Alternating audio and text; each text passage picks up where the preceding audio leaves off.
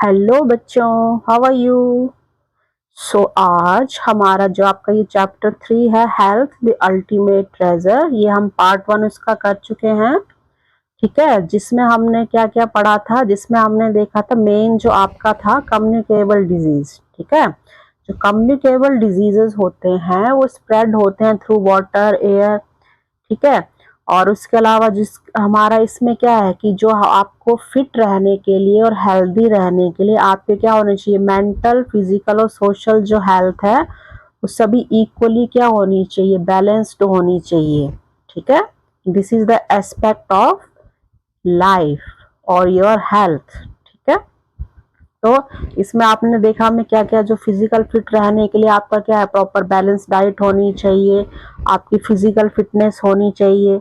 ठीक है, इस तरह से हमने ये देखा। तो आज हम इसका करेंगे, उसके साथ ही इसमें है हमारा जो क्लीनिनेस, मतलब आपकी जो साफ सफाई है, आपके आसपास जितनी साफ सफाई होगी आप उतने ही हेल्दी रहेंगे। ठीक है, और इसमें ये भी देखा था हमने कि कैसे कैसे जो हमारे जो डिजीज होते हैं that are non communicable diseases हैं और कम्युनिकेबल डिजीजेस। ठीक है, कम्युनिकेबल हम पढ़ चुके हैं। ठीक है, इसमें क्या है, जो एक पर्सन से spread from one person to another, एक पर्सन से दूसरे पर्सन को वो फैल सकता हो सकता है। ठीक है, और जो क्या है नॉन कम्युनिकेबल डिजीजेस हैं, आज हम उसके बारे में पढ़ेंगे। ठीक है, तो how are communicable diseases cause and spread, ये हम देख चुके हैं। जो कम्युनिकेबल डिजीजेस में हमने देखा था कि आप common cold, influenza, flu, chicken pox, hepatitis, ये किस तरह से स्प्रेड होते हैं थ्रू वाटर, एयर। ठीक है, and through a direct contact, आप किसी के साथ अपनी चीजें शेयर कर रहे हैं। ठीक है,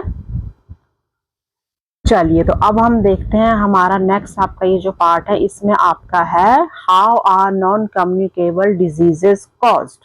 ठीक है, तो इसमें सबसे पहली चीज है कि नॉन कम्युनिकेबल डिजीजेस क्या हैं। ठीक है, जैसे आपका क्या होता है, कैंसर हो गया। ठीक है, आपका कैंसर है, डायबिटीज है, अस्थमा है, ये जितने भी आपके डिजीजेस हैं वो आपके किससे लिंक्ड होते हैं, जो आपका लाइफस्टाइल, आप कैसे रहते हैं, क्या आप खाते हैं। ठीक है, उन चीजों पे ये डिपेंड करता है। और आप क्लास 6 में ऑलरेडी पढ़ चुके हो जो कौन कौन से डिजीजेस थे, स्कर्वी, एनीमिया, गोइटर। इसमें गोइटर होता है, ये आयोडीन की कमी के कारण होता है। ठीक है, चलिए जब इसमें था, जैसे ये आपका what will happen if I take excess amount of iodine, अगर जैसे इसमें पूछ रहा है बच्चा, अगर आप किसी चीज का आयोडीन का एक्सेस अमाउंट, अगर आप बहुत ज्यादा आयोडीन खाते हो, यूज करते हो, तो उससे क्या होगा। ये ऑलरेडी हम सबको पता है, excess of everything is bad. ठीक है, यानी कि जो भी आपने चीज लेनी है, चाहे आप कोई फूड ले रहे हो, तो वो आपका बैलेंस्ड होना चाहिए, ना तो बहुत क्या है ज्यादा होना चाहिए, ना बहुत कम होना चाहिए, कोई भी चीज है। ठीक है, अगर वो ज्यादा होगी तो उससे भी आपकी बॉडी में प्रॉब्लम आएंगी, और अगर वो उस चीज का अमाउंट आपकी बॉडी में कम होगा तो आपको भी उस चीज की कमी हो जाएगी। जैसे आपका है डेफिशिएंसी डिजीजेस। ठीक है, तो डेफिशिएंसी डिजीज क्या होता है कि जब किसी चीज की, जो कोई आपका न्यूट्रिएंट है, उसकी आपकी बॉडी में क्या हो जा रही है, कमी हो जा रही है। ठीक है, कम हो गया, डेफिशिएंस हो गए आप, तो उसको हम कहते हैं डेफिशिएंसी डिजीज कहते हैं, डिजीजेस। और ये ऑलरेडी क्या होते हैं, इनको हम कहते हैं नॉन कम्युनिकेबल डिजीजेस। ठीक है, इसमें हमने जो मेन देखे थे वो कौन से देखे थे, जैसे हमारा हो गया इसमें डायबिटीज है, कैंसर है, अस्थमा, जो हमने देखे, ये क्या हो गया, नॉन कम्युनिकेबल डिजीज है, ये फैलते नहीं है। लेकिन इनमें क्या होता है, इनमें क्या होता है कि अगर ये बहुत ज्यादा टाइम तक रह जाए, ठीक है, मतलब अगर ये मोर देन 3 मंथ्स, अगर आपको ये जो कोई भी ये डिजीज इसमें से होता है और वो 3 मंथ से ज्यादा आपको ये प्रॉब्लम, ये बीमारी, डिजीज रहता है, तो आप क्या हो जाता है, ये जो आपका डिजीज है वो किस में चेंज हो जाता है, उसको हम कहते हैं क्रोनिक डिजीजेज। ठीक है, क्रोनिक डिजीजेस वही होते हैं जो आपके लाइफ टाइम चलेंगे। ठीक है, क्योंकि जैसे आपको कोल्ड होता है, फ्लू होता है, तो आपका कुछ टाइम के लिए होता है, उसके बाद आप ठीक हो जाते हो। ठीक है, लेकिन ये जो डिजीजेज होते हैं ये भी आप इनको क्योर कर सकते हो अपनी जो केयर करके, आपके लाइफ स्टाइल है, क्योंकि ये जो जितने भी डिजीजेज हैं ये लाइफ स्टाइल से रिलेटेड हैं। ठीक है, तो आप इसमें क्या अपनी लाइफ स्टाइल चेंज कर सकते हैं, प्रॉपर बैलेंस डाइट ले सकते हैं, उससे आप इन डिजीज को कंट्रोल कर सकते हैं। ठीक है, अगर ये कंट्रोल हो जाते हैं तो बहुत अच्छी बात है, लेकिन अगर ये कंट्रोल नहीं हो पाते हैं और अगर मोर देन 3 मंथ्स, अगर 3 महीने से ज्यादा कंटिन्यूटी में आपको ये डिजीज बीमारी रहती है, तो ये आपके चेंजेस हो जाते हैं क्रॉनिक डिजीज में। ठीक है, तो ये हो गया आपका क्रॉनिक डिजीज हो गया किसे हम कहते हैं। ठीक है, और आजकल हमने देखा है कि जो डायबिटीज का नाम आपने बहुत सुना होगा, जो डायबिटीज एक इतना कॉमन डिजीज हो गया है कि पहले तो ये एडल्ट्स में होता था। ठीक है, लेकिन आजकल क्या है, ये बच्चे जो है एज वेल एज जो चिल्ड्रन हैं, जो बच्चे हैं, उनमें भी क्या है, ये जो डिजीज है, ये बीमारी देखने में मिल रही है। और इनफैक्ट जो हमारी इंडिया कंट्री है, इसमें one of the highest number of people with diabetes in the world, पूरे वर्ल्ड में सबसे ज्यादा जो डायबिटीज पर्सन है, डायबिटीज पीपल हैं, वो हमारे इंडिया में सबसे ज्यादा हैं। ठीक है, तो ये क्या होता है, ये मेन जो ये होता है प्रॉब्लम कैसे होती है, कॉम्बिनेशन ऑफ हार्मोनल इम्बैलेंस हो जाता है बॉडी में, अनहेल्दी ईटिंग हैबिट्स होगी, जंक फूड्स आप खा रहे हो, प्रॉपर बैलेंस डाइट नहीं ले रहे हो आप, लैक ऑफ फिजिकल एक्टिविटीज। ठीक है, फिजिकल एक्टिविटीज आपको बताया था, आपने घूमना फिरना नहीं, एक्सरसाइज नहीं कर रहे हो आप लोग। ठीक है, और बीइंग ओवरवेट, अगर आपका वेट जो है बहुत ज्यादा हो गया है, ठीक है, आप जैसे बोलते हैं आप मोटे हो, आपका वेट ज्यादा है, तो इन सब की प्रॉब्लम की वजह से आपको ये डिजीज होते हैं। इसलिए इन्हें लाइफस्टाइल डिजीज भी कहते हैं, क्योंकि ये हमारी लाइफस्टाइल, हम कैसे रहते हैं, कैसे खाते हैं, उन सब पर ये डिपेंड करता है। ठीक है, तो अब हम देखेंगे कि हम इनको कैसे प्रिवेंट कर सकते हैं, कैसे इनसे रख रखाव करके क्या चीजों से हम बचाव कर सकते हैं नॉन कम्युनिकेबल डिजीजेस से। ठीक है, लेट सर्वे, एक सर्वे जो इसमें करेंगे, आपने क्या करना है, आपने जो 3 मोस्ट जो कॉमन आपने लाइफ स्टाइल रिलेटेड डिजीज लेने आपके नेबरहुड में, जो आपके आसपास में देखिए जो आपको कॉमन लगे। आजकल आपने सुना ही होगा, डायबिटीज हो गया, ब्लड प्रेशर हो जाता है, फिर अस्थमा हो गया। ठीक है, तो ये सब चीजें हैं। बाकी आप क्या है, और जो भी आपके जैसे आपके क्या हेल्थ वर्कर हैं, डॉक्टर हैं, आप उनसे बात करेंगे, या फैमिली मेंबर हैं, और आप उनको देखेंगे, उनको बताएंगे कि आप अपनी जो लाइफ स्टाइल है उसमें क्या क्या चेंजेस, क्या क्या बदलाव कर सकते हैं, क्या चेंज कर सकते हैं आप, जिससे आप ये जो डिजीज है इनको आप प्रिवेंट कर सकते हो, मैनेज कर सकते हो। ठीक है, और आप डॉक्टर से भी कंसल्ट कर सकते हैं, जो हेल्थ वेबसाइट होती है, बुक्स होती हैं, अपने टीचर से कंसल्ट करिए। ठीक है, वो आपको बताएंगे कि हम कैसे अपना हेल्दी लाइफस्टाइल रखकर इन डिजीजों से हम लोग क्या हो सकते हैं, प्रिवेंट हो सकते हैं। ठीक है, अभी आपकी ये लिस्ट है, that is non communicable diseases. ठीक है, कौन कौन से आपके नॉन कम्युनिकेबल डिजीज हैं, जैसे ओबेसिटी जो हम कहते हैं मोटापा, ये ओवरवेट। ठीक है, तो इसमें सिम्टम्स क्या, वो आप देखने से पता चल सकता है किसी का जो ओवरवेट है। और इसमें आपको क्या क्या जो आपके लाइफ स्टाइल में आप क्या क्या चेंज करोगे, जिससे आप इससे आप क्या कर सकते हो, बचाव कर सकते हो आप लोग। ठीक है, तो इसमें eating a balance diet and exercising regularly, मतलब आपने बैलेंस डाइट लेनी है, जो आप खाना खाते हो उसमें जितना भी पोर्शन आपका प्रॉपर होगा, प्रॉपर जो न्यूट्रिएंट है उनका पोर्शन जो है, जो भाग हम कहते हैं, वो इक्वल होना चाहिए। बैलेंस मतलब जितनी आपकी बॉडी को एक दिन में फैट चाहिए, कैलोरीज चाहिए, उतना वो पूरा उसमें आपकी जो खाने की थाली है उसमें वो बैलेंस चीजें होनी चाहिए। उसको बैलेंस कहते हैं। जो मतलब आपको डेली जो नीड है, कार्बोहाइड्रेट चाहिए, प्रोटीन चाहिए, जितना आपको डेली एक दिन में चाहिए उतना आपकी थाली में होना चाहिए। अगर ज्यादा आप लोगे तब भी प्रॉब्लम होगी एक्सेस में, और कम लोगे तब भी आपको प्रॉब्लम होगी। कम हो जाएगी तो आपको फिर डेफिशिएंसी हो जाएगी उस चीज की। ठीक है, और उसमें भी प्रॉब्लम्स और बीमारियां होती हैं। देन डायबिटीज, ये आपके जो है नॉन कम्युनिकेबल डिजीजेज, ये आपके सभी लाइफस्टाइल से रिलेटेड हैं। तो इसमें क्या है, इसमें आपको डायबिटीज जो है बीमारी है, इसमें क्या प्रॉब्लम हो जाती है, आपके सिम्टम्स क्या दिखाई देते हैं आपको? फ्रीक्वेंट यूरिनेशन, बार बार आप यूरिन के लिए जाते हो। एक्सेसिव थर्स्ट, आपको बहुत ज्यादा प्यास लगती है। वेट लॉस हो जाता है, आपका वेट लॉस होने लगता है धीरे धीरे। टायर्डनेस, बहुत ही थकान, आपको वीकनेस लगती है। स्लो हीलिंग, और अगर आपको कोई भी इंजरी हो जाती है, प्रॉब्लम हो जाती है बॉडी में, तो उसको जो हील होने में, उसको जैसे कोई जख्म हो गया, कट गया, छिल गया, उसको हील होने में, उसको भरने में बहुत टाइम लगता है। स्लो हीलिंग हो जाती है। डायबिटीज में ये सबसे ज्यादा प्रॉब्लम है कि अगर आपको कोई कट लग गया, ये कोई और प्रॉब्लम, बॉडी में इंजरी हो गई, तो उसको भरने में बहुत ज्यादा टाइम लगता है। इसके अलावा है हाई ब्लड प्रेशर, ठीक है, जो बीपी की हम प्रॉब्लम कहते हैं कि बीपी हाई हो गया, एक बीपी लो होना होता है, और एक आपका होता है बीपी हाई और लो। तो इसमें भी आपका क्या है, थोड़ा लाइफस्टाइल आपने चेंज करना है। आजकल जो ये टाइम है आपका, इसमें मेन आपकी क्या चीजें हैं, मेन आपका है कि आप प्रॉपरली बैलेंस डाइट हो, कि जंक फूड आपने अवॉइड करने हैं। कोल्ड ड्रिंक्स हो गए, जो जंक फूड्स आप खाते हैं बाहर, मैदा जो हम ज्यादा यूज करते हैं, उनको हमने अवॉइड करना है, ठीक है। आप चलिए बिल्कुल छोड़ नहीं सकते, लेकिन आप उसको पहले धीरे धीरे उसको कम करिए। जो हम कहते हैं ना होल ग्रेन, हमने साबुत अनाज खाना है, ठीक है। इस तरह से हमने अपने डाइट को बैलेंस करना है, प्रॉपर डाइट लेनी है, हेल्दी चीजें खानी है, फ्रूट्स वेजिटेबल्स खाने हैं, ठीक है। और उसके साथ ही डेली आपकी जो लाइफ है उसमें आपको क्या चाहिए, एक्सरसाइज। आपको डेली आपने क्या करनी है, एक्सरसाइज। हम कहते हैं ना फिजिकली वर्क करना है, फिजिकली फिट रहना है। मतलब आप 10 मिनट निकालिए पूरे दिन में, 10 मिनट सुबह निकालिए, 10 मिनट शाम को करिए आप, तो आपकी बॉडी जो है थोड़ा फिट रहेगी, ठीक है।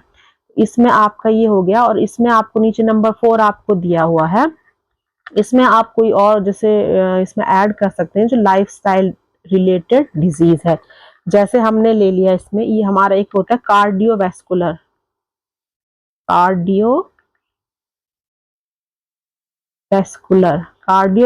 डिजीज जो होते हैं, ये आपके होते हैं कार्डियो मतलब हार्ट से रिलेटेड, ठीक है। हार्ट से रिलेटेड आपके जो डिजीज होते हैं, जैसे आपका क्या हो गया, हार्ट स्ट्रोक हो गया, ठीक है। स्ट्रोक आपका, हार्ट अटैक हो गया और स्ट्रोक, ठीक है। आपका एक हार्ट अटैक हो गया, इसमें आपका हो गया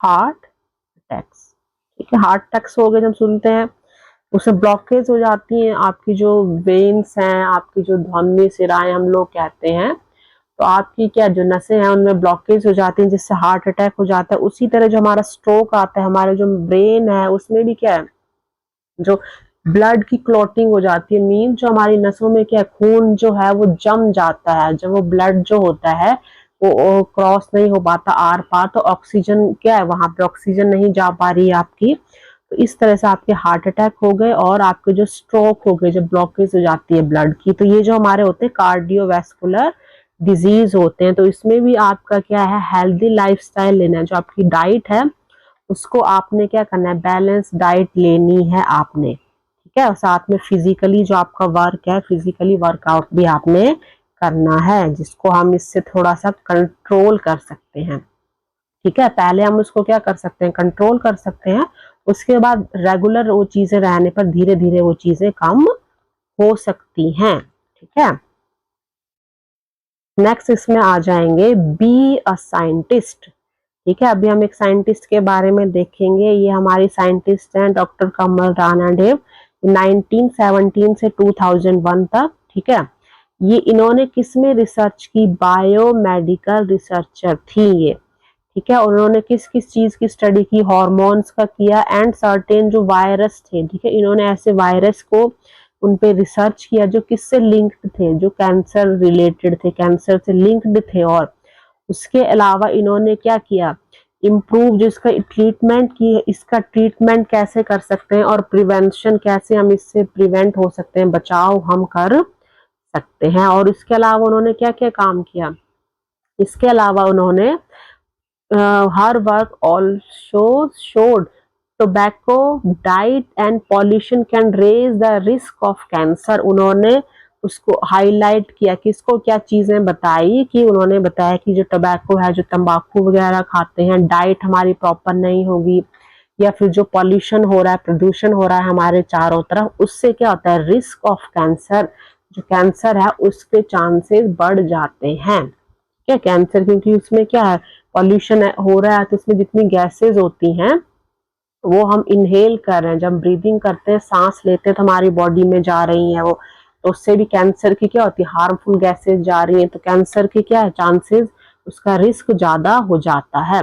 तो जो ये थे इन्होंने क्या किया, इसको हाईलाइट किया, इन सब चीजों के बारे में बताया और साथ में बताया the importance of a healthy lifestyle. ठीक है, कि और क्या बताया कि अगर हम हमारा जो क्या है लाइफस्टाइल हेल्दी होगा, हम हेल्दी लाइफस्टाइल करेंगे तो हम इन चीजों से बच सकते हैं, क्योर कर सकते हैं अपने आप को। ठीक है, हेल्दी लाइफस्टाइल का आपको बता दिया कि हेल्दी लाइफस्टाइल का मतलब क्या है, आपका बैलेंस डाइट होनी चाहिए और एक्सरसाइज, आपको जो फिजिकली वर्क है, फिजिकली फिट होना चाहिए। Then how to prevent and control diseases, ये जो डिजीज हैं, बीमारियां हैं, इनसे आप कैसे कंट्रोल कर सकते हो इनको, और इनसे कैसे बचाव प्रिवेंट आप कर सकते हो। इसमें एक्टिविटी है लेट अस रीड।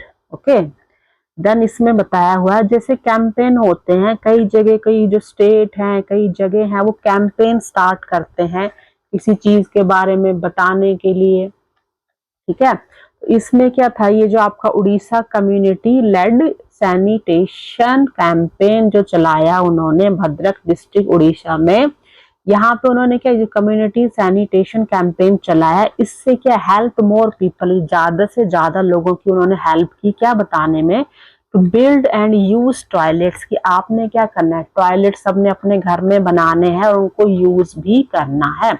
जैसे आपने सुना हो कितने कैंपेन चले होते हैं कि ठीक है टॉयलेट्स घर में बनाने, बाहर खुले में शौच नहीं जाना है। ठीक है, तो दिस रिड्यूस, इन्होंने जो ओपन किया था, जो ओपन था आपका डेफिकेशन, मतलब बाहर आपने उसके लिए नहीं जाना है, शौच के लिए नहीं जाना है, आपने घर में टॉयलेट बनाने हैं, उनको यूज करना है। तो इससे क्या इम्प्रूव हुआ, ये सब उन्होंने कैंपेन चलाया और इससे किसमें इम्प्रूवमेंट हुई, जो चाइल्ड हेल्थ थी विद फ्यूअर, मतलब कम के जो बच्चे थे, जो बच्चे आप बाहर जाते थे, खुले में शौच के लिए जाते थे, तो उनको क्या प्रॉब्लम होती थी, उनको डायरिया और इन्फेक्शन की प्रॉब्लम ज्यादा होती थी। तो उससे बचने के लिए जब उन्होंने कैंपेन चलाया तो उससे काफी क्या हुआ, इम्प्रूवमेंट हुई, बच्चों की जो ये बीमारी थी, मतलब नंबर्स कम हो गए। मतलब जब आपको कैंपेन चला रहे हैं किसी चीज को, वो प्रमोट कर रहे हैं कि ऐसा नहीं करना है, तो एकदम से वो चीज कम, बीमारी कम नहीं होगी, लेकिन पहले क्या होंगे, संख्या नंबर कम होंगे, धीरे धीरे वो बंद, जो बीमारी है वो कम होंगे, खत्म भी हो सकती है। तो ठीक है, तो इस तरह से और भी कई कैंपेन चलाए गए। तो बाकी ये आपका क्या है कि व्हाट डू यू इन्फर, आपने अब ये जो पढ़ा आपने, ठीक है, इसमें आपने कोई गैस लगाया, वो क्या तर्क देता है, ये जो केस स्टडी आपने देखी, इससे आपको क्या तर्क मिलता है, या क्या आप गैस करते हो, क्या आप समझते हो। ठीक है, मतलब कि आपने क्या करना है, simple step like good sanitation, अच्छी साफ सफाई होनी चाहिए। ठीक है, तो उससे अगर आपके अपने घर में, अपने आसपास में आप लोग साफ सफाई रखोगे तो उससे क्या करते हो आप, रिड्यूस, कम कर सकते हो कम्युनिकेबल, जो क्या स्प्रेड ऑफ, जितने भी कम्युनिकेबल जो डिजीज है, जो फैलने वाली डिजीज है, थ्रू वाटर है, एयर है, जो डिजीज फैलते हैं, उनको आप कम कर सकते हो, रिड्यूस कर सकते हो। सबसे पहले रिड्यूस ही करेंगे ना आप लोग। ठीक है, मतलब आपने अपने आसपास अपने घर में साफ सफाई रखोगे और इस तरह से आपने कम्युनिटी कैंपेन क्या है, आपने अपनी जो लोकेशन है आपके आसपास है वहां पे आपने देखने हैं, शेयर करने, अपनी क्लास में बताना है, अपने जो पीयर ग्रुप है आपके उनके साथ शेयर करना है। इस तरह से आप इनिशिएटिव, आप ये सब चीजें कैंपेन भी लगा सकते हो कि लोगों को, ज्यादातर गांव के लोग होते हैं जिनको इनकी जानकारी नहीं होती है, वहां पे आप ये बता सकते हैं कि कैसे हमने इन बीमारियों से बचना है। ठीक है, then ability of the body to fight disease, अब इसमें क्या एबिलिटी, हमारी जो बॉडी है जब उसमें कोई डिजीज हो जाता है, कोई बीमारी हो जाती है, प्रॉब्लम, तो हमारी जो बॉडी है उसमें नेचुरली एक पावर होती है। ठीक है, नेचुरली एक एबिलिटी होती है जो डिजीज होते हैं उससे फाइट करने की, जिसको कहते हैं इम्यूनिटी। ठीक है। Naturally ability to our body to fight disease is known as immunity, मतलब हमारी बॉडी में नेचुरली ये पावर होती है, एबिलिटी होती है, जिससे हम एक लिमिट तक, कुछ हद तक हम जो डिजीज है उनसे फाइट कर सकते हैं, इम्यूनिटी होती है। और इस सिस्टम को हम क्या कहते हैं, स्पेशल सिस्टम हो गया ना हमारी बॉडी में, जो डिजीज के अगेंस्ट फाइट कर रहा है, फाइट अगेंस्ट डिजीज, तो उसे कहते हैं इम्यून सिस्टम। हमारा जो इम्यून सिस्टम है, अगर हम ज्यादा बीमार हो रहे हैं, प्रॉब्लम हो रहे हैं, ठीक नहीं हो रहे हैं, तो हम कहते हैं ना हमारा जो इम्यूनिटी है वो वीक हो गई है, कमजोर हो गई है, या फिर इम्यून सिस्टम जो है वो कम हो गया है, तो वो इस चीज पे डिपेंड करता है। ठीक है। देन आपने बचपन में देखा होगा कि आपको के कई बार इंजेक्शन लगते हैं, ठीक है, या कुछ ड्रॉप्स आपको पिलाए जाते हैं, ठीक है, मेडिसिन। तो ये आपको क्या है, जो आपका चाइल्डहुड होता है उसमें आपको कुछ बीमारियों से प्रोटेक्ट करने के लिए ऐसा किया जाता है, कुछ आपको इंजेक्शन दिए जाते हैं, कुछ आपको ड्रॉप्स पिलाए जाते हैं, ठीक है। जैसे आपने देखा होगा पोलियो में ड्रॉप्स पिलाए जाते हैं, मीजल्स है, टिटनेस है एंड हेपेटाइटिस, इसमें क्या है कि आपको क्या है, इंजेक्शन लगाए जाते हैं जो बचपन में, तो उसे हम कहते हैं वैक्सीन्स, ठीक है, वैक्सीन लगाई जाती है। उससे क्या होता है, जो आपको ये डिजीज होते हैं इनमें प्रिवेंट करने में हेल्प मिलती है। जो भी इन्फेक्शन आपकी बॉडी को होता है, जो वायरस और बैक्टीरिया जो भी आपकी बॉडी को इन्फेक्ट करते हैं, जो इन्फेक्शन देते हैं, उससे आपको इसमें कम करने में हेल्प मिलती है, ठीक है। तो बाकी कई जो डिजीज होते हैं उससे तो हमारी जो बॉडी है, हमारा जो इम्यून सिस्टम है वो खुद फाइट करता है, लेकिन जब वो ज्यादा हो जाते हैं, ज्यादा वो हार्मफुल डिजीज हो जाते हैं, जर्म्स हो जाते हैं, ठीक है, तो इसमें क्या है, एक आपका एक्वायर्ड इम्यूनिटी। एक्वायर्ड इम्यूनिटी आपका क्या होता है कि protection developed after exposure to a pathogen और ए वैक्सीन, ठीक है। जब आपको वैक्सीन लगाई जाती है तो उससे क्या होता है, जो भी आपको मतलब जो पैथोजन या जो भी आपको डिजीज होता है, तो उससे क्या होता है, आपको एक एक्सपोजर मिलता है, आपको जो भी आपको डिजीज हो रहा है उससे आपको एक प्रोटेक्शन मिलती है। आपको वैक्सीन लग गया तो आपकी एक्वायर्ड इम्यूनिटी हो जाती है कि आपको जो डिजीज होगा, ठीक है, उससे आपको क्या होगा, थोड़ा सा आपको उससे क्या हो जाएगा, आप में एक प्रोटेक्शन, एक इम्यूनिटी डेवलप हो जाएगी, जो उसके जर्म्स, जो बैक्टीरिया हैं उसके अगेंस्ट आपकी वो बचाव करेगी वो, ठीक है। और ये जो वैक्सीन होती है, वैक्सीन में क्या होता है, ये डिफरेंट तरीके से बनाई जाती है। ये भी क्या होती है, जो वीकेंड और जो डेड पैथोजन होते हैं ना, जो बैक्टीरिया या वायरस है, ये नहीं कि अलग से, जो बैक्टीरिया और वायरस होते हैं, चाहे वो वीक होते हैं या जो डेड होते हैं, उनसे ही ये क्या होते हैं, उनके जो पार्ट होते हैं, उनके जो हार्मलेस पार्ट होते हैं ये पैथोजन के, उनसे ही ये वैक्सीन तैयार की जाती है। और डायरेक्ट तो ये कहाँ जाती है, हमारी जो बॉडी है उनमें ये जाती है, ठीक है। और जिससे हमारी जो बॉडी में क्या होता है, जो हमारा इम्यून सिस्टम था वो और ज्यादा क्या होता है, स्ट्रांग होता है। जब हमने उसको क्या कर दिया, वैक्सीन दे दिया, तो उसमें जो गुड बैक्टीरिया थे वो और उनकी इम्प्रूवमेंट हो गई, उनके नंबर्स बढ़ गए, तो वो हमारे इम्यून सिस्टम को हेल्प करते हैं किसी भी डिजीज से फाइट करने में। जैसे आपका टिटनेस शॉट दिया जाता है, ठीक है, जब कई बार आपका हाथ कट गया, जैसे कहते हैं ना लोहे की चीजों से हाथ कट गया या कट लग गया, तो उसके लिए टिटनेस का इंजेक्शन दिया जाता है। तो ये हमें किसका, जो जो बैक्टीरिया होते हैं, टिटनेस कॉजिंग बैक्टीरिया, जो टिटनेस को करते हैं, बीमारी को करते हैं, तो उससे बचाव करने के लिए हमें इस तरह से इंजेक्शन या वैक्सीन लगाई जाती है, ठीक है। और उससे क्या होता है, हमारा इम्यून सिस्टम क्या होता है, डेवलप होता है, और उससे हमें प्रोटेक्शन मिलती है, उस जो डिजीज है उसको कॉज कर रहे हैं उनसे हमें प्रोटेक्शन मिल रही है। तो अभी हम नेक्स्ट देखेंगे वैक्सीन के बारे में। हमने पढ़ा कि ये जो वैक्सीन है ये भी क्या होते हैं, जो डेड होते हैं, जो हार्मलेस जो होते हैं बैक्टीरिया या वायरस, उन्हीं के बॉडी पार्ट से ये जो वैक्सीन है वो प्रिपेयर की जाती है। तो वैक्सीन जब हमने पढ़ाई, जो नाम लिया, तो जो फर्स्ट वैक्सीन, ठीक है, सबसे पहले जो फर्स्ट वैक्सीन थी वो किसने बनाई थी, एडवर्ड जेनर, ठीक है। आप देखेंगे जो एडवर्ड जेनर थे, उन्होंने स्मॉल पॉक्स के लिए सबसे पहले जो वैक्सीन थी वो तैयार की थी। जो स्मॉल पॉक्स था क्या था, एक डेडली जो आपका डिजीज है जो क्या कॉज करता था इससे, जैसे आपने चिकन पॉक्स भी हमने पढ़ा था स्टार्टिंग में आपका पहले। इससे क्या होता है, जो बॉडी है उसमें क्या होते हैं, ब्लिस्टर हो जाते हैं, किल्ड मिलियंस। तो उससे क्या होता है, बहुत जो लोग हैं उनकी उससे क्या हो गई, डेथ हो गई। ठीक है, तो उन्होंने क्या देखा, ए माइल्डर डिजीज, जैसे एक जो डिजीज था काउ पॉक्स, वो किसमें होता था, काउज में होता था, जो गायें होती थी उसमें जो डिजीज होता था उसको काउ पॉक्स कहते थे। ठीक है, तो अब ये क्या उन्होंने देखा कि क्या ये जो काउ पॉक्स डिजीज था ये इनफेक्ट ह्यूमंस, क्या जो ह्यूमन है ये उनको भी इन्फेक्ट करता है।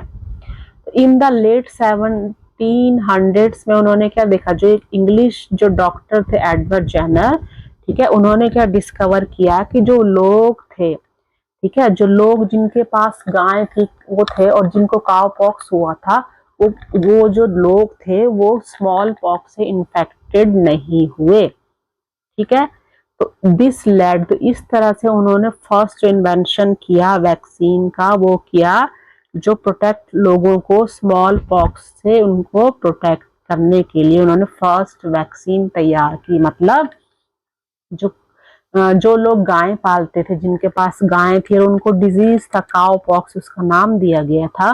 तो जिन लोगों को मतलब गाय जो थी उनके डिजीज था काउ पॉक्स, तो उन लोगों को वो डिजीज काउ पॉक्स नहीं हुआ। तो उन्होंने देखा ये जो काउ पॉक्स है इससे जो स्मॉल पॉक्स को हेल्प करने में उसको क्या किया, उन्होंने एक जो वैक्सीन तैयार की कि अगर जो लोग जिनको स्मॉल पॉक्स है उनको काउ पॉक्स का जो वो दिया जाएगा तो उससे उनको हेल्प मिल सकती है, किसमें, प्रोटेक्ट करने में।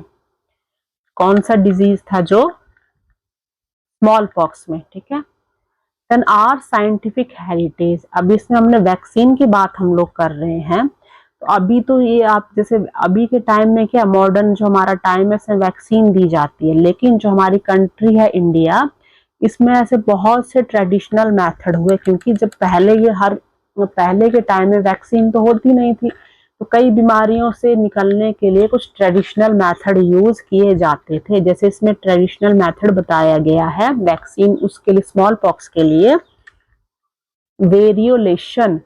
ठीक है, वेरियोलेशन बताया गया है जो प्रोटेक्ट करता था हमें स्मॉल पॉक्स से। ठीक है, तो इसमें हम देखेंगे कि इसमें कैसे प्रोटेक्ट किया जाता था। तो इसमें क्या होता था, इसमें involve using material from a smallpox sore to scratch the skin and create a mild infection and build immunity. मतलब, और जो लोग इसको परफॉर्म करते थे, प्रैक्टिस करते थे, उनको कहा जाता था टीकेदार। ठीक है, तो जो टीकेदार थे वो क्या करते थे, जैसे पहले अभी नर्स या डॉक्टर्स होते हैं तो वो पहले क्या करते थे, जिस भी इंसान को स्मॉल पॉक्स हुआ है तो उसमें स्मॉल पॉक्स में क्या था, बॉडी में ब्लिस्टर, फोड़े जैसे हो जाते हैं और जो पकते हैं उसमें से पस निकलता है। तो जो उसमें से बॉडी में से जो पस निकलता था, ठीक है, वो जो बॉडी को स्क्रैच करके एक हेल्दी पर्सन या जिसको स्मॉल पॉक्स हुआ होता था उसमें एक हेल्दी पर्सन को, जो जिसको स्मॉल पॉक्स हुआ है उसकी बॉडी में से ब्लिस्टर थे उसमें से पस निकाल के या उनको खुरच कर जो हेल्दी पर्सन था उसकी बॉडी में उसको डाला जाता है, या तो कट लगा के स्क्रैच करके खुरच के उनकी बॉडी में वो पस और इन्फेक्टेड वो चीजें डाली जाती थी, ताकि वो जो हेल्दी पर्सन है उसकी बॉडी में जो स्मॉल पॉक्स है उसके अगेंस्ट जो इम्यूनिटी हो जाए और कुछ हद तक वो उससे प्रिवेंट हो सकता था। तो इसलिए ये वेरियोलेशन का मेथड पहले यूज किया जाता था। जो डिजीज है उसको बॉडी में, हेल्दी पर्सन की बॉडी में डाला जाता था ताकि वो भी हेल्दी रह सके। Then think like a scientist. अब ऑब्जर्वेशन आपने इसमें क्या करना है कि जो जैनर थे, जो एडवर्ड जैनर थे, उन्होंने क्या ऑब्जर्व किया, जो मिल्क मेड्स मतलब जो ये जो होती है जो दूध निकालने वाली होती हैं, ठीक है, उनको क्या देखा था कि जिनको काउ पॉक्स है, ठीक है, did not catch small pox. जब काउ पॉक्स था तो जिन्होंने गाय पाली हुई थी उनको भी यह बीमारी हो गई, लेकिन जिनको काउ पॉक्स हुआ उनको स्मॉल पॉक्स नहीं हुआ। ठीक है, तो इस तरह से उन्होंने देखा कि ये जो दो वायरस हैं वो आपस में एक साथ जुड़े हुए हैं, काउ पॉक्स और जो स्मॉल पॉक्स का जो वायरस है वो आपस में लिंक्ड है, जुड़ा हुआ है। अब इसमें आप देखेंगे हाइपोथेसिस, आप क्या इसमें परिकल्पना आप क्या सोच सकते हो कि जो क्या था, जो कंटेंट इन द पस ऑफ, जो काउ पॉक्स जो था उसमें जो ब्लिस्टर होते उसमें जो पस निकलता था ब्लिस्टर में से, वो प्रोटेक्ट करता था लोगों को स्मॉल पॉक्स से। ठीक है, तो जो काउ पॉक्स जो ब्लिस्टर थे उसमें से जो पस निकलता है, जैसे फोड़े जब पक जाते हैं तो उसमें से पस निकलता है, ब्लड निकलता है, तो वो जो जिनको स्मॉल पॉक्स हुआ था जो मतलब उनको वो प्रोटेक्ट करता है उसमें से। ठीक है, मतलब जिनको काउ पॉक्स हुआ था उनको स्मॉल पॉक्स नहीं होता है। तो अब इसमें क्या था, उन्होंने क्या टेस्ट किया कि बाय इंजेक्टिंग जो काउ पॉक्स का जो सैप था जो पस था वो उन्होंने लिया और उसको इंजेक्ट किया एक बॉय में, जैसे यहाँ पिक्चर में दिखा रहे हैं इंजेक्शन लगा रहे हैं। और हु लेटर कुछ समय बाद उनको पता चला कि नो इलनेस, जब उसको स्मॉल पॉक्स हुआ तो उसको कोई भी प्रॉब्लम या बीमारी नहीं हुई। ठीक है, मतलब उन्होंने क्या किया कि जो एडवर्ड जेनर थे उन्होंने काउ पॉक्स से ही स्मॉल पॉक्स के लिए एक वैक्सीन रेडी कर दी, तैयार कर दी। तो क्या रिजल्ट निकला इसमें, इसमें ये रिजल्ट निकला कि जो लोग थे जिनको काउ पॉक्स था वो ठीक है उनमें रेजिस्टेंस होगी, उनमें प्रतिरोधक क्षमता होगी किसके अगेंस्ट, स्मॉल पॉक्स के अगेंस्ट।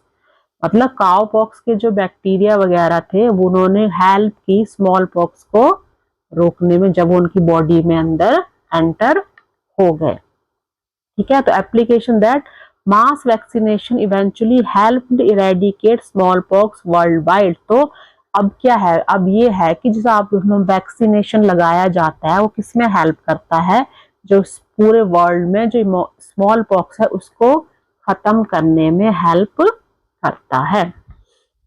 आपको साइड में एक चार्ट दिया गया है, number of countries reporting cases, जो कंट्रीज थी जैसे 90 तक दी है कंट्री, उनमें आपको ये स्मॉल पॉक्स के जो क्या केसेस देखे गए और कौन से ईयर से 1950, 60, 70, 80 में ये ग्राफ दिखाया गया है।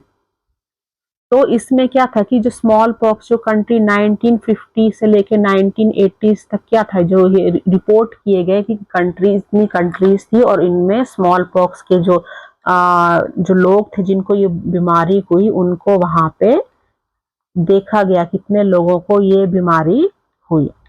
और 1965 में आपका क्या हो गया, वैक्सीन जो कैंपेन था वो स्टार्ट हुआ। ठीक है, जैसे वैक्सीन जब ये वैक्सीन बनी उसके बाद ये कैंपेन स्टार्ट किया गया है कि सब लोगों को ये वैक्सीन लगाई जाएगी और जिससे उनको हेल्प मिलेगी, जो स्मॉल पॉक्स था उसको इरेडिकेट, उसको खत्म करने में या फिर उससे प्रिवेंशन में, उसको कम करने में।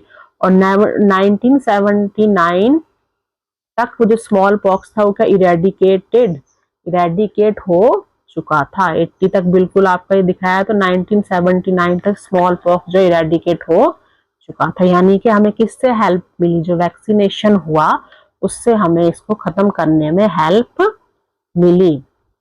तो जो वैक्सीन होती है वो तो वैक्सीन आपने देख ली, जो वैक्सीन होती है वो कई टाइप की वैक्सीन होती है और अलग अलग एजेस में लगाई जाती हैं। जो बच्चे होते हैं, कई जब बच्चे पैदा होते हैं, इन्फेंट होते हैं, उस टाइम उनको लगती है। ठीक है, और जब तक वो बड़े हो जाते हैं टाइम और एज लिमिट होती है कि इतनी एज तक उनको वैक्सीनेशन लगाई जाती है।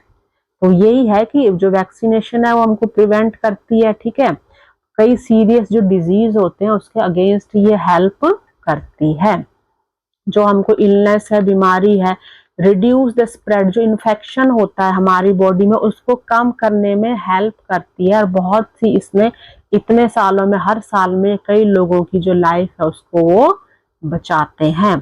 ठीक है, मतलब वैक्सीनेशन से ये फायदा होता है कि आपको जो वैक्सीनेशन बचपन में लगाया जाता है तो आगे आपको लाइफ में चल के जो बीमारियां होंगी उसको प्रिवेंट करने में हेल्प मिलेगी। ये जरूरी नहीं है कि आपको बीमारी नहीं होगी, बीमारी हो सकती है लेकिन वो आपको कम, उसका जो लेवल होगा कम होगा। आप मतलब ऑलरेडी आप वैक्सीनेटेड हो तो आपको उसका प्रिवेंशन आपका हो सकता है, क्योर नहीं होगी, उसमें टाइम लगेगा, लेकिन हम उसको आपको क्या कर सकते हैं, बचाव कर सकते हैं, आपका कम कर सकते हैं, उसके जो सिम्टम्स होंगे वो कम हो सकते हैं। ठीक है, तो मतलब ये है कि जो vaccine are preventive not curative, मतलब क्योर, आप किसी चीज को पूरी तरह क्योर नहीं कर सकते, बचा नहीं सकते, लेकिन आप उसको कम कर सकते हैं। तो ये मतलब क्या करता है, हेल्प कर रहा है मिनिमाइज जो जितने भी सीरियस हमारे जो डिजीज हो रहे हैं, क्योंकि वैक्सीनेशन किसी एक डिजीज, तो फर्स्ट वैक्सीन थी जो हम पढ़ रहे हैं, एडवर्ड जेनर ने रेडी की थी स्मॉल पॉक्स के लिए। तो इसके अलावा और जितने डिजीज हैं उन सब के लिए अलग अलग वैक्सीनेशन होता है, अलग अलग वैक्सीन प्रिपेयर की जाती है।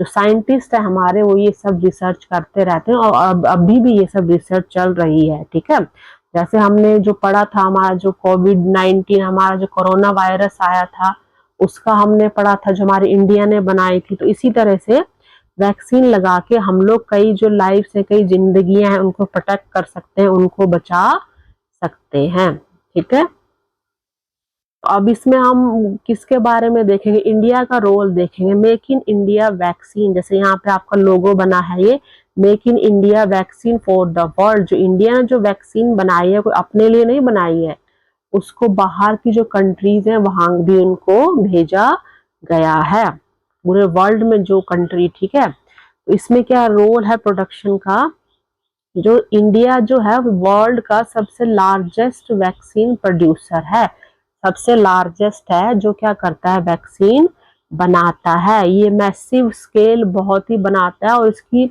बहुत ही ज्यादा उसमें नंबर स्केल में बनाता है, और इसकी सप्लाई जो हमारी डिफरेंट मैनी कंट्रीज होती है उसमें इसकी सप्लाई की जाती है। इसमें सबसे जो हमारा इम्पोर्टेंट रोल देखेंगे, अभी हमने बात की जैसे कोविड-19 जो पेंडेमिक आया था, ठीक है, तो इसमें continue to support global health efforts, जो मतलब कोविड-19 में जिन्होंने अपनी वैक्सीन रेडी की थी इंडिया ने, वो सिर्फ उन्होंने अपनी इंडिया में यूज नहीं की, वो पूरे वर्ल्ड में उन्होंने जहां जहां जरूरत थी वहां वहां उस वैक्सीन को भेजा, और वहां के लोगों की भी हेल्प की, जो कोरोना वायरस में जो कोविड-19 बनाई गई थी। नेक्स्ट हमारे साइंटिस्ट आते हैं, बी ए साइंटिस्ट। आपने एक साइंटिस्ट की तरह देखना है, सोचना है उनको, आपने समझना है कि उन्होंने क्या किया आपके लिए किया है। तो डॉक्टर महाराज किशन भान जो थे वो थे इंडियन डॉक्टर और साइंटिस्ट थे। ठीक है, secretary of the department of इन्होंने बायोटेक्नोलॉजी। ठीक है, और इन्होंने क्या किया, प्रमोट साइंस किया एंड इनोवेशन इन इंडिया। और सबसे ज्यादा जो इन्होंने क्या किया, सबसे ज्यादा जो इन्होंने रोल था इनका था रोटा वायरस वैक्सीन। इन्होंने क्या बनाई, रोटा वायरस वैक्सीन बनाई, जो बच्चों को प्रोटेक्ट करती थी डायरिया से। ठीक है, डायरिया से प्रोटेक्ट करने के लिए जो डॉक्टर महाराज भान थे उन्होंने रोटा वायरस वैक्सीन डेवलप की। और उन्होंने क्या बिलीव, उन्होंने सोचा कि जो रिसर्च, क्या उन्होंने रिसर्च की, उन्होंने बताया अफोर्डेबल हेल्थ केयर। ठीक है, कि अगर आप सबके लिए बराबरी, मतलब सबके लिए इक्वली आप ये क्या करें, सबके लिए हेल्थ केयर मतलब ये चीजें प्रोवाइड कर सकें। ठीक है, और उन्होंने हेल्थ और बायोटेक्नोलॉजी सेक्टर था उसमें ये रिसर्च की, और उन्होंने बताया, और जो वायरस ये जो वैक्सीन बनाई उन्होंने, कि मतलब ये सबके लिए होनी चाहिए। अब प्रॉपरली जो अगर हम सबको देखेंगे तो सबको इसका क्या होगा, इसका हेल्प और इसका बेनिफिट मिलेगा। तो प्रॉपरली हमने हेल्थ केयर ये सब चीजों का हमने ध्यान रखना है। Then treatment of disease. अब आपको कोई भी डिजीज हो जाती है, बीमारी होती है, तो अब हम क्या करते हैं, उसके लिए कहाँ जाते हैं, डॉक्टर के पास जाते हैं। अपने आप तो हम उस बीमारी का इलाज नहीं करते, हमको ट्रीटमेंट चाहिए होता है ना, उस बीमारी को बचने के लिए क्या ट्रीटमेंट लेंगे। तो हम लोग क्या, जब कोई हमें इन्फेक्शन हो जाता है, जैसे हमारी क्या इम्यूनिटी सिस्टम हमने पढ़ा, तो जब हमारी पहले तो थोड़ी बहुत बीमारी होती है तो जो हमारी इम्यूनिटी है वो हमें हेल्प करती है उस डिजीज के अगेंस्ट लड़ने में, फाइट करने में। लेकिन जब हमारी इम्यूनिटी जो कम हो जाती है, ये इम्यून सिस्टम जो हमारा क्या फेल हो जाता है हमें प्रोटेक्ट करने में, जो हमारे इन्फेक्शन जो भी हमें डिजीज होता है, तो हम क्या हो जाते हैं, हम बीमार हो जाते हैं, और फिर हमें जरूरत होती है एक डॉक्टर की, हमें डॉक्टर के पास जाना पड़ता है, अपने आप हम इलाज नहीं कर सकते। ठीक है, तो डॉक्टर हमें क्या सजेस्ट करता है, हमें करता है जो दवाइयां हमें सजेस्ट करता है, जो बताता है, उसको हम कहते हैं एंटीबायोटिक्स। ठीक है, जो एंटीबायोटिक्स जो मेन जो ये दवाई होती है वो किसके लिए यूज होती है, किल द बैक्टीरिया, ये बैक्टीरिया को मारने के लिए यूज होती है। जो बैक्टीरिया हमारी बॉडी में आ चुके हैं उनको ये मारने में, किल करने में, उन जर्म्स को किल करने में ये हेल्प करती है। और जो ये एंटीबायोटिक होती है मेनली आपको जो बैक्टीरियल इन्फेक्शन होता है उसको हेल्प करती है कम करने में, ठीक है। जैसे बैक्टीरियल इन्फेक्शन होता है, एक वायरस होता है, हमने इतनी चीजों के बारे में पढ़ा है, फंगस होती है। तो जो एंटीबायोटिक है वो अगेंस्ट मेन जो है वो बैक्टीरियल इन्फेक्शन के अगेंस्ट काम करती है, ठीक है। क्योंकि ये किसको टारगेट करती है, जो एक तो हमारी जो बॉडी है उसमें जो बैक्टीरियल जो सेल होते हैं उनके डिफरेंट होते हैं किससे, जो ह्यूमन और जो एनिमल के जो पार्ट्स हैं उनसे वो अलग होते हैं। तो उनको आइडेंटिफाई करके उनको वो किल करती है। मतलब जो एंटीबायोटिक्स है वो वायरस और उसके जो अगेंस्ट काम नहीं करती, वो सिर्फ जो बैक्टीरियल इन्फेक्शन होता है उसके अगेंस्ट वो काम करती है, ठीक है। एंटीबायोटिक हमने देखा। अब थिंक लाइक ए साइंटिस्ट, अब आप साइंटिस्ट की तरह सोचोगे, ठीक है। क्या सोचोगे आप, जो थी फर्स्ट एंटीबायोटिक हमने पहले पढ़ा था, फर्स्ट वैक्सीन हमने पढ़ी, एडवर्ड जेनर ने जो किया था स्मॉल पॉक्स की फर्स्ट वैक्सीन रेडी की थी प्रिपेयर।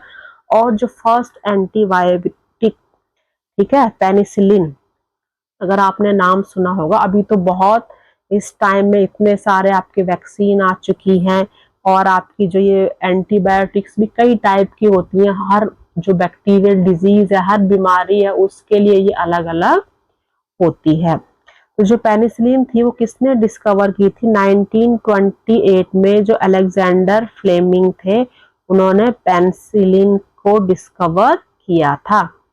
बैक्टीरियोलॉजिस्ट थे वो लंदन में, ठीक है। लंदन से बैक्टीरिया मतलब तो बैक्टीरिया उससे रिलेटेड वो रिसर्च करते थे। तो जब उन्होंने जो हार्मफुल बैक्टीरिया थे उनको देखा उन्होंने, ही नोटिस, उन्होंने क्या नोटिस किया कि जो मोल्ड हम कहते हैं फंजाई, जो फंगस होती है, वो कहाँ एक डिस्कार्टेड जो पेट्री डिश थी, ठीक है, जिसमें बैक्टीरिया थे, उसमें क्या हो गया, जो फंगस आ गई। जब आपकी कोई चीज पुरानी या मॉइस्चर उसमें ज्यादा होता है तो उसमें फंगस आ जाता है। तो उन्होंने क्या देखा कि उसमें क्या आ गया है, उसमें फंगस जो मोल्ड आ गई है वो क्या कर रही है, जो बैक्टीरिया है उसको ग्रो करने में क्या कर रही है, उसकी ग्रोथ जो है उसको वो कम कर रही है, उसको स्टॉप कर रही है, उसको वो रोक रही है। तो उन्होंने क्या, जो अलेक्जेंडर फ्लेमिंग थे उन्होंने क्या रियलाइज किया कि जो मोल्ड जो फंगस है वो क्या कर रही है, वो कुछ ऐसा एक सब्सटेंस क्या कर रही है, रिलीज कर रही है, कुछ ऐसा सब्सटेंस या केमिकल वो छोड़ रही है जिससे जो बैक्टीरिया है वहां पे वो मर रहे हैं, किल्ड द बैक्टीरिया। तो उससे उनको एक चांस मिला और एक डिस्कवरी हुई इसकी, पेनिसिलिन की, कि उन्होंने इसको क्या फर्स्ट एंटीबायोटिक बनी जो बैक्टीरियल इन्फेक्शन में यूज होती थी, ठीक है। तो एक्सपेरिमेंट इसी तरह से होते हैं, जो साइंटिस्ट थे वो एक्सपेरिमेंट करते रहते थे। तो उन्होंने देखा कि उसमें कुछ जितने बैक्टीरिया हैं पेट्री डिश में, तो उसमें जो एक मोल्ड फंगस आ गई है, मतलब फंगस इतनी ज्यादा फैल चुकी थी कि उन्होंने जो बैक्टीरिया थी उसकी ग्रोथ को रोक दिया। तो मतलब कुछ ना कुछ वो केमिकल सब्सटेंस रिलीज कर रही थी जिससे जो बैक्टीरिया थे वो मरना शुरू हो गए। और इस तरह से इन्वेंशन हुआ एक एंटीबायोटिक का जिसका नाम पेनिसिलिन रखा गया। और उनको डिस्कवर किया था जो साइंटिस्ट थे अलेक्जेंडर फ्लेमिंग ने, ठीक है। दो हमने इसमें देख लिया आपकी वैक्सीन एक हमने वैक्सीन देखी जो आपकी एडवर्ड जेनर ने की थी स्मॉल पॉक्स के लिए, और बाकी हमने फर्स्ट जो एंटीबायोटिक थी पेनिसिलिन, जिसको किसने डिस्कवर किया था, अलेक्जेंडर फ्लेमिंग ने, ठीक है। तो दो हमने क्या देखा, जो एंटीबायोटिक्स हैं बहुत इफेक्टिव होती हैं, किसके लिए इफेक्टिव होती हैं, वो हमें प्रोटेक्ट करती हैं बैक्टीरियल इन्फेक्शन से, ठीक है। हमें बैक्टीरियल इन्फेक्शन से वो प्रिवेंट करती हैं, प्रोटेक्ट करती हैं। और इस तरह से ये कई मिलियंस ऑफ जो लाइव्स हैं, जो जिंदगी है, उनको बचाती हैं, ठीक है।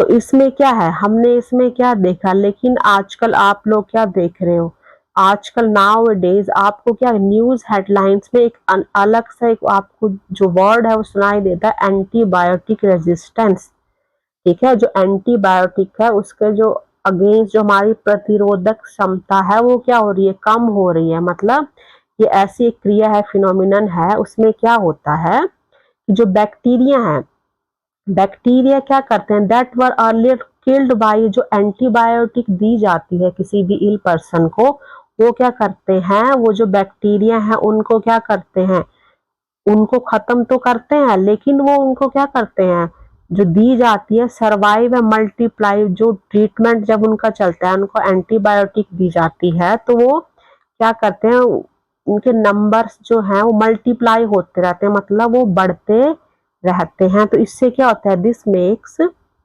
इससे हमें क्या पता चल रहा है कि जो कॉमन इन्फेक्शन है, ठीक है, हमने एंटीबायोटिक ली, हमें कोई इन्फेक्शन हो गया बॉडी में बैक्टीरियल, हमने क्या की, एंटीबायोटिक हमने ले ली, तो उससे क्या है, जो एंटीबायोटिक हम लिए जा रहे हैं उससे वो क्या होगा, जो इन्फेक्शन खत्म नहीं हो रहा है, ठीक है, वो खत्म नहीं हुआ लेकिन हार्ड हो गया to treat and increase the risk of complication. मतलब वो डिजीज जो है वो खत्म ही नहीं हो रहा है, लेकिन उसको अब क्या हो गया, उसको क्योर करना जो है वो और ज्यादा रिस्क हो गया, उसमें बहुत कॉम्प्लिकेशन आ गई है, और वो जो बीमारी है हमारी बहुत लंबे समय तक चल रही है, और इवन इससे कई जो क्या होती है, डेथ भी हो सकती है जब वो बीमारी ज्यादा लंबे समय तक चलती है। तो ऐसा क्यों हो रहा है, ठीक है, क्योंकि हम एंटीबायोटिक जो ले रहे हैं वो तो हम इन्फेक्शन को खत्म करने के लिए ले रहे हैं, लेकिन ऐसा हमारी बॉडी में क्या हो रहा है कि जिससे क्या हो रहा है, वो इन्फेक्शन तो खत्म नहीं हो रहा है, लेकिन हमारी जो बीमारी जो क्षमता है अगेंस्ट एंटीबायोटिक, जो इसके लिए जो हमारे जर्म्स जो बैक्टीरिया है उसके अगेंस्ट क्या हो रही है, वो खत्म हो जा रही है। तो ये जो होता है एंटीबायोटिक रेजिस्टेंस, ये क्या होता है आपका, आपने देखा ना एंटीबायोटिक रेजिस्टेंस, हमने ये वर्ड जो हमने यूज हुआ यहाँ पे हमने पढ़ा, तो एंटीबायोटिक रेजिस्टेंस क्या होता है, जिसमें क्या होता है, एक नेचुरल प्रोसेस होता है, लेकिन this is a natural process but its spread is accelerated by overuse and misuse of antibiotic. जब हमारी जो भी एंटीबायोटिक्स हैं, ठीक है, एंटीबायोटिक्स का क्या मतलब, हम बैक्टीरियल इन्फेक्शन के लिए यूज कर रहे हैं, लेकिन जब हम उसका मिस यूज कर रहे हैं, ठीक है, एक तो मिस यूज हो रहा है और दूसरा क्या हो रहा है, ओवर यूज, ठीक है, क्योंकि जो एंटीबायोटिक्स हैं वो आप डॉक्टर आपको प्रिस्क्राइब करता है, डॉक्टर आपको देता है, तो आपको विदाउट डॉक्टर की हेल्प से एंटीबायोटिक अपने आप नहीं लेनी चाहिए, ठीक है। तो जब हम एंटीबायोटिक्स हैं उसकी एक लिमिट होती है, टाइम होती है कि इतने टाइम्स तक उसको यूज करना है। अगर आप उसको ज्यादा टाइम तक यूज कर रहे हो, उसका ओवर यूज कर रहे हो, मिस यूज कर रहे हो, तो आपकी क्या हो जाती है, एंटीबायोटिक रेजिस्टेंस, ठीक है। मतलब जब आप किसी दवाई जैसे एंटीबायोटिक का आपने क्या किया, उसका ओवर यूज या मिस यूज किया, तो वो क्या है, जो आपका डिजीज, जो आपको बीमारी जिसके लिए आप वो एंटीबायोटिक ले रहे हो, वो कम होने की बजाय वो क्या हो गया, उसके कारण वो ज्यादा आपका बढ़ गया या बढ़ जाता है। क्यों, मिस यूज और ओवर यूज के कारण, ठीक है। तो ये आपका एंटीबायोटिक रेजिस्टेंस हो गया, जो आजकल आप न्यूज वगैरह में सुनते होंगे कि हम लोग एंटीबायोटिक खाए जा रहे हैं, लेकिन उससे हमें क्या, बॉडी पर कोई भी इफेक्ट, कोई भी हमें रिलीफ नहीं हो रहा है। क्यों, क्योंकि हमें ये पता ही नहीं है कि कितनी हमें उसकी डोज लेनी है, कितनी ज्यादा या कम।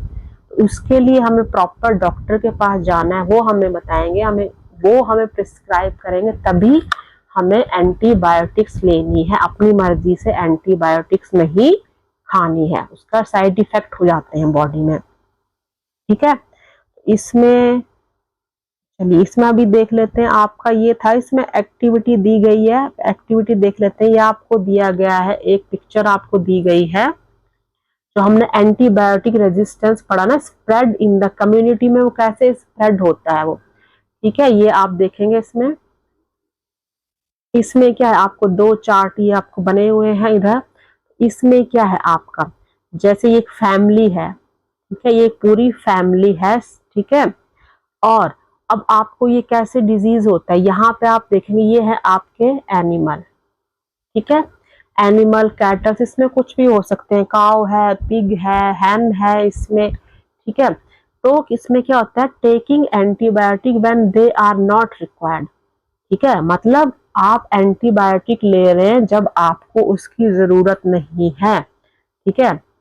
Development of resistant in the bacteria in animal, तो आप जैसे एनिमल है उनको भी एंटीबायोटिक दी जाती है जब उन्हें कोई डिजीज होता है, और यहाँ पे ये हेल्दी जो पर्सन है, ठीक है, तो रेजिस्टेंट इन ह्यूमन बॉडी, मतलब ये एंटीबायोटिक जब आपने ली, चाहे किसी हेल्दी पर्सन, हेल्दी मतलब जब उसको डिजीज हुआ है उसने क्या कहते हैं वो एंटीबायोटिक ली, और जो एनिमल्स हमारे कैटल्स हैं उन्होंने भी क्या, उनको भी हमने एंटीबायोटिक दी, तो उससे क्या हो रहा है, जो एनिमल है इससे क्या हो रहा है, स्प्रेड हो रहा है कहाँ पे, जो एनिमल है, ठीक है, उनका जो फीसेज है, जो ठीक है जैसे गोबर होता है जो हम खाद बनाते हैं, और ये इसको हम कहाँ स्प्रेड करते हैं, जब सॉइल में, मिट्टी में जैसे होते हैं ना, गोबर डालते हैं, फर्टिलाइजर डाल रहे हैं जो काऊ से हैं, उनको हम इसमें मिट्टी में डालते हैं, सॉइल में डालते हैं, तो वहां से वो कहाँ जाता है, सॉइल से जो भी हमारा क्रॉप, जो भी हमारा अनाज है वो ग्रो कर रहा है उसमें ये उसमें जाता है, मिट्टी से अनाज में हमें क्या, उसको फर्टिलाइजर मिलता है, उसको उसमें ये मिलता है, और वहां से जब हम उस अनाज को हम लोग खाते हैं, ह्यूमंस को खाते हैं, अपने खेतों से अनाज निकाला, क्रॉप की कटिंग की, जो भी दाल है, सब्जी है, वेजिटेबल जिनको हमने निकाला और उसको हम लोग खाते हैं, तो उससे वो हमारी बॉडी में वो आ जाता है इन्फेक्शन, ठीक है। तो ये हमने देखा कि how resistance bacteria spread through plants and animal products, ये किसके थ्रू जो रेजिस्टेंस हो रहा है, किसके थ्रू हो रहा है, जो एनिमल है, जो बैक्टीरिया कैसे फैल रहा है, स्प्रेड हो रहा है, जो एनिमल है या प्लांट्स है, उन जो प्लांट और एनिमल प्रोडक्ट है उसके थ्रू वो एक हेल्दी फैमिली में जा रहा है, और दूसरा यहाँ पे जो ये जो प्रोडक्ट है, एक तो एनिमल से सॉइल में जा रहा है वो उनके फीसेस के थ्रू, गोबर या फर्टिलाइजर, और दूसरा जो एनिमल प्रोडक्ट है, जो बटर है, एग है, मिल्क है, उसके थ्रू भी ये एक्सपोजर हो रहा है, जो फूड, एनिमल फूड प्रोडक्ट है ये, ठीक है, ये एनिमल से हो गया। दूसरी तरफ आपका हो गया जो हेल्दी पर्सन है, यहाँ पे क्या है, आपका एक सिक पर्सन है, ठीक है, तो जो कोई भी सिक पर्सन जब हॉस्पिटल में होगा या वहां पे एडमिट होगा, उसके कांटेक्ट में कौन कौन लोग आएंगे, जो हॉस्पिटल है वहां पे कितने वर्कर्स काम करने वाले होंगे, और भी कई पेशेंट्स होंगे, नर्सेज होंगी, डॉक्टर होंगी, तो उनके थ्रू वो कहाँ स्प्रेड हो रहा है, जो हमारी हॉस्पिटल है, हॉस्पिटल के थ्रू जो पेशेंट है वो कहाँ, जब अपने घर जाएगा तो घर से जो फैमिली मेंबर है उसके थ्रू वो स्प्रेड होगा, या फिर यहाँ से डायरेक्ट जो पर्सन है, जो हेल्दी पर्सन किसके कांटेक्ट में आया, अनहेल्दी पर्सन के कांटेक्ट में आया और उससे ये फैमिली तक पहुंच गया। मतलब जैसे कोई इन्फेक्शन होता है तो वो कैसे होता है, एक आपका एनिमल जो कैटल्स है उनके थ्रू हो रहा है, उनके थ्रू कैसे हो रहा है, जो उनके सॉइल में जो उनका फीसिस वगैरह जा रहे हैं, मल जा रहा है, गोबर जा रहा है, और उससे खाद जो बन के प्लांट्स में आ रही है, उन प्लांट्स प्रोडक्ट को ह्यूमंस खा रहे हैं, या फिर एनिमल प्रोडक्ट है, दूध है, अंडा है, बटर, ठीक है, जो भी मिल्क प्रोडक्ट बनते हैं। और दूसरा है कि कोई अनहेल्दी पर्सन जो सीरियस है वो कहाँ है, हॉस्पिटल में है, तो हॉस्पिटल से वो एक हेल्दी पर्सन और जितने भी फैमिली मेंबर्स हैं, हॉस्पिटल है वहां से वो स्प्रेड होके फैमिली तक पहुंच जाता है। नेक्स्ट इसमें है, तो हमने जो हमारी कौन सी ये थी 3.5 थी, और हमारी क्या थी 3.7 एक्टिविटी, इसमें क्या बता रहे हैं, लेटस इन्फर, इन्फर मतलब आप इसमें आप सोचिए, गैस के आप क्या तर्क आपका निकलता है कि हमने ये जो ऊपर आपने एक्टिविटी जो इसमें देखी है, ठीक है, तो मतलब ये है कि प्रिकॉशन में be taken to reduce antibiotic resistance, जो क्या है, जो भी आपका ये जो इन्फेक्शन होता है, जो आपको क्या प्रिकॉशन आपको करने चाहिए, इसमें जो प्रिकॉशन आप लोगे तो उससे आपको एंटीबायोटिक जो रेजिस्टेंस है उसको रिड्यूस करने में हेल्प मिलती है, ठीक है। तो हमें जो क्या है एंटीबायोटिक जो रेजिस्टेंस हो रहा है, हमें जो क्या है एंटीबायोटिक को वाइजली यूज करना है, कब यूज करना है, ओनली जब हमें क्या करे, when prescribed bye A doctor, जब हमें डॉक्टर ये प्रिस्क्राइब करेगा कि आपको ये एंटीबायोटिक लेनी है, और इसकी करेक्ट डोज आपको बताएगा कितनी लेनी है, और राइट ड्यूरेशन, ठीक है, कि एक तो आपकी डोज कितनी है और कितने टाइम के लिए, कितने ड्यूरेशन के लिए आपने उसको लेना है, तो मतलब आप बिना डॉक्टर की सलाह के आप उसको नहीं लोगे। इसके अलावा हमने क्या देखना है कि जो ट्रेडिशनल मेडिसिन होती हैं, ठीक है, उनको हमने यूज करना है। जैसे आयुर्वेद है, सिद्धा है, ये हम आपका पहले पढ़ चुके हैं, ठीक है। नेशनल आयुष मिशन जो है उसमें हमने ये चीजें देखी थी, आप पार्ट 1 में जाके दोबारा देख सकते हैं, ठीक है। तो हमारे जो आयुर्वेदिक मेथड है वो हमें यूज करने हैं। जो भी हमारी कॉमन हेल्थ प्रॉब्लम्स है उनको हमने क्या करना है, उनको कम करने के लिए हमने ये यूज करने हैं, जिसमें नेचुरल थेरेपी होती है, आयुर्वेद होता है, योग होता है, ठीक है, कई हर्ब्स होते हैं, ऑयल्स होते हैं, उनसे ये जो ट्रीटमेंट किया जाता है। जो जितनी भी कई जो बीमारियां हैं उनको कंट्रोल और मैनेज करने के लिए। और साथ ही हमने क्या देखा, हेल्दी लाइफस्टाइल करना है हमें, और बैलेंस्ड डाइट।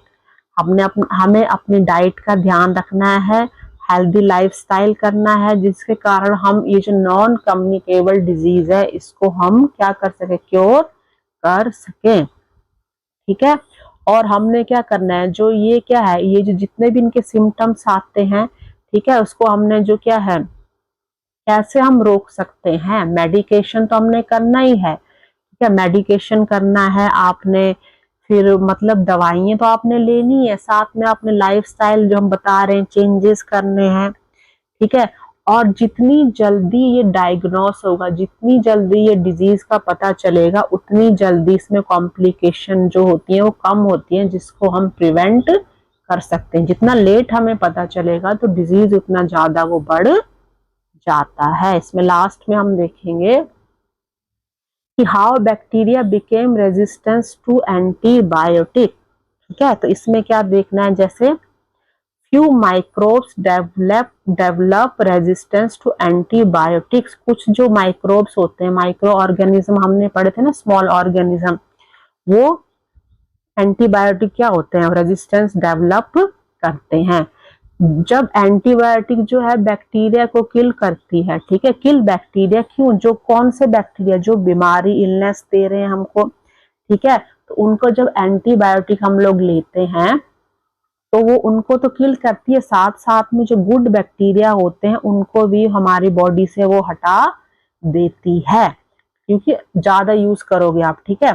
तो एंटीबायोटिक जो रेजिस्टेंस है वो क्या करते हैं, ग्रो एंड टेक ओवर, ठीक है। जब हमने एंटीबायोटिक ली तो उसने क्या किया, जो बैक्टीरिया थे जो डिजीज कॉज कर रहे थे उनको तो वो मार ही देते हैं, किल कर देते हैं, लेकिन उससे क्या होता है, जो हमारा रेजिस्टेंस है बैक्टीरिया के अगेंस्ट वो क्या होता है, जो अलग जो गुड बैक्टीरिया को भी मार देते हैं, और जो ग्रो कर जाते हैं, जो रेजिस्टेंस बैक्टीरिया हैं वो ग्रो कर जाते हैं और वो मल्टीप्लाई हो जाते हैं, ज्यादा से ज्यादा होते रहते हैं।